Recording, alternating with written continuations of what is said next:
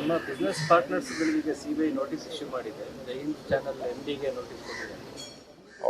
ಅವರೊಬ್ಬರಿಗೆ ಕೊಟ್ಟಿಲ್ಲ,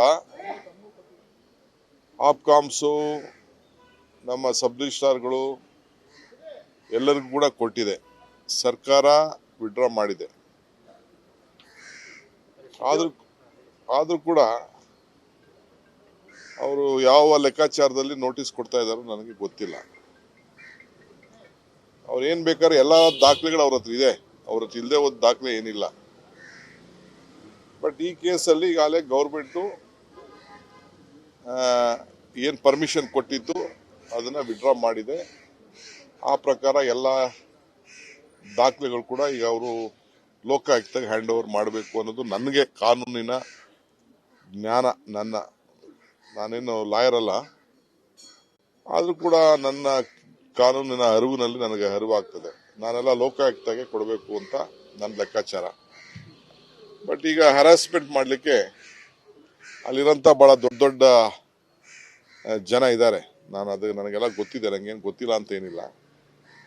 ಅವ್ರೇನು ಬೇಕಾದ್ರೂ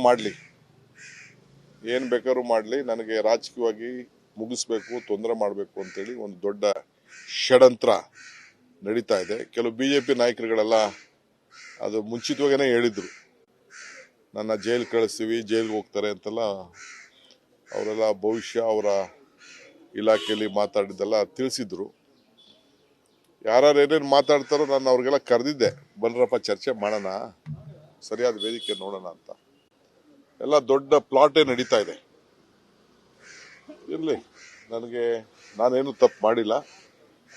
ಅವ್ರು ಏನು ಬೇಕಾದ್ರೂ ಎನ್ಕ್ವೈರಿ ಮಾಡ್ಕೊಳ್ಳಿ, ಏನು ಬೇಕಾದ್ರೂ ಮಾಡ್ಕೊಳ್ಳಿ.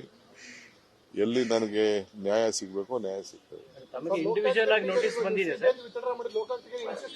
ನನ್ನ ಸಂಸ್ಥೆಗೆ ಬಂದಿದೆ. ನಾನು ಸಂಸ್ಥೆಯಲ್ಲೇನು ನನ್ನ ಯಾವುದೋ ಒಂದು ಪಾರ್ಟ್ನರ್ಶಿಪ್ ಫರ್ಮ್ ಇದೆ, ನಾನೇ ಅದಕ್ಕೆ ಮುಖ್ಯಸ್ಥ. ಅಲ್ಲಿಗೆ ಕೂಡ ಬಂದಿದೆ.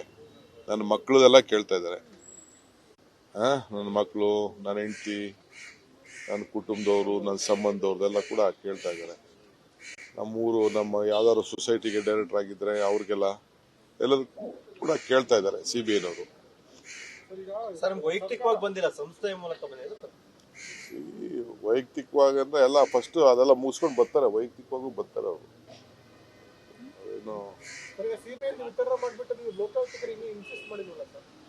ನಾನಿಲ್ಲ, ಸರ್ಕಾರ ಲೋಕಾಯುಕ್ತ ಕೊಟ್ಟಿದೆ, ನಾನಲ್ಲ. ನಾನು ಇನ್ಸಿಸ್ಟು ಮಾಡಿಲ್ಲ, ನಾನು ಕೇಳಿರಲಿಲ್ಲ. ಅವರು ಸರ್ಕಾರ ಪರ್ಮಿಷನ್ ಕೊಟ್ಟದನ್ನ ವಿಡ್ರಾ ಮಾಡಿ ಸರ್ಕಾರ ಲೋಕಾಯುಕ್ತ ಕೊಟ್ಟಿದ್ದೆ. ಲೋಕಾಯುಕ್ತಗೆ ಹೋಗಿ ನಾನು ಅವ್ರೇನು ಕೇಳ್ತಾರೋ ಅವ್ರಿಗೆ ನಾನು ಉತ್ತರ ಕೊಡ್ತೇನೆ. ಹಿಂದೆ ಸಿಬಿಐ ಕೊಟ್ಟಿದ್ದೆ, ಕೆಲವು ಇದು ಮಾತ್ರ ಕೊಟ್ಟಿದ್ದೆ.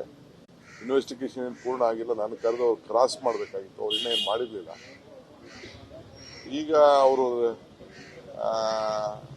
ಕೊಟ್ಟಿರೋಂಥ ನೋಟಿಸ್ಗಳು ಲೆಕ್ಕ ಕೊಟ್ಟು ಒಂದು 10% ಅವ್ರ ಇನ್ವೆಸ್ಟಿಗೇಷನ್ ಏನು ಮಾಡಿರಲಿಲ್ಲ. ಅವ್ರು 90% ಅಂತ ಕೋರ್ಟ್ಗೆ ಹೇಳಿದ್ರು. ಅದು ಯಾವ ಲೆಕ್ಕದಲ್ಲಿ ಹೇಳಿದ್ರು ನನಗೆ ಗೊತ್ತಿಲ್ಲ. ಇರಲಿ, ಅವ್ರು ಏನು ಬೇಕಾದ್ರೂ ಮಾಡಲಿ, ನಾನು ಅದಕ್ಕೇನು ಉತ್ತರ ಕೊಡಬೇಕು? ಅವ್ರು ನನ್ನ ಕರೀತಾ ಇದ್ದಾರೆ, ನಾನೇನು ಹೋಗುವಂತ ಸಂದರ್ಭ ಏನಿಲ್ಲ.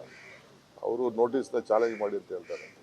ಅವ್ರು ಒಳಗೆ ಹಾಕೋಬೇಕು ಅಂತ ಆಸೆ ಇದ್ರೆ ಒಳಗೆ ಹಾಕೊಳ್ಳಿ, ಏನು ತೊಂದರೆ ಇಲ್ಲ. ಅದಕ್ಕೆ ರೆಡಿ ಇದ್ದೀನಿ ನಾನು. ಬಿಜೆಪಿ ಗೌರ್ಮೆಂಟ್ ಇದ್ದಾಗಲೂ ಇದು ಆಗಲೇ ನಾವು ದಾಖಲೆಗಳೆಲ್ಲ ಕೊಟ್ಟಾಗಿದೆ, ಇನ್ವೆಸ್ಟಿಗೇಷನ್. ಯಾರು? ಸಿಜು ಅವರು ಕೂಡ ರಿಯಾಕ್ಟ್ ಮಾಡಿದ್ದಾರೆ. ಯಾವ ಸಿಜು? ಜೈ ಹಿಂದ್ ಎಂಡಿ. ಈಗ ಮತ್ತೆ ಪುನಃ ಇದನ್ನೇ ಕೇಳ್ತಾ ಇದ್ದಾರೆ. ನೋಡೋಣ, ಅವ್ರು ಏನು ಮಾಡ್ತಾರೋ ಮಾಡ್ಕೊಳ್ಳಿ.